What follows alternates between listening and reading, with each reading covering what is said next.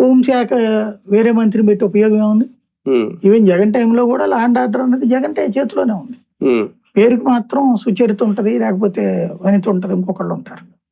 అది మనకి రాష్ట్రంలో కేవలం ఒక డ్రామా నడుస్తుంది. హోంమంత్రిత్వ శాఖ ఎప్పుడు కూడా స్వయంగా ముఖ్యమంత్రులే చూస్తున్నారు. ప్రభుత్వంలో ఏమన్నా మార్పిడి జరిగితే, అంటే ముఖ్యమంత్రి పదవి మార్పిడి జరిగితే, లోకేష్ గారికి కూడా జరిగితే ఖచ్చితంగా ఒక పెద్దపీట వేయాలి పవన్ కళ్యాణ్కి. అప్పుడు లా అండ్ ఆర్డర్ గానీ హోమ్ డిపార్ట్మెంట్ గానీ ఆయన చేతిలో పెడతారు. అంటే ఇంతకంటే పెద్ద పోస్ట్ ఎవ్వరు నాకు తెలిసి.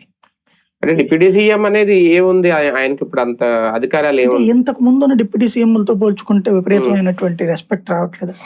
శాఖల్లో ఆయన ప్రూవ్ చేసుకున్నాడు కదా. ఇప్పుడు మామూలుగా హోంశాఖ ఎప్పుడు కూడా ప్రభుత్వం తన దగ్గర ఎట్టు పెట్టుకుంటుంది. అందులో సంకీర్ణ భాగస్వామికి అసలు ఇవ్వడానికి ధైర్యం చేయరు ఎవరు కూడా. అందులో హోంశాఖ తీసుకున్నటువంటి వాళ్ళు కుక్కిన పేరులో పడి ఉండి పేరంతా ఇప్పుడు అనిత అంతా కూడా పేరు చంద్రబాబుకి ఇస్తుంది, లోకేష్కి ఇస్తుంది. అంతేగాని ఆవిడ తీసుకోదు. పవన్ కళ్యాణ్ అట్ట కాదు, స్వయంగా ఆయన తీసుకుంటాడు. అది వాళ్ళు ఎట్లా ఇది ఉంటది.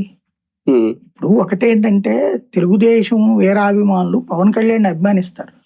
ఆ అభిమానం అనేది తెలుగుదేశం క్రెడిట్ ను కూడా ఆయన లాక్కుంటారంటే ఒప్పుకోరు.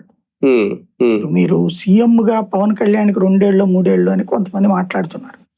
ఆ ముక్క అన్న రోజున తెలుగుదేశాన్ని అడగొట్టేది సొంత సామాజిక వర్గం వాళ్ళే.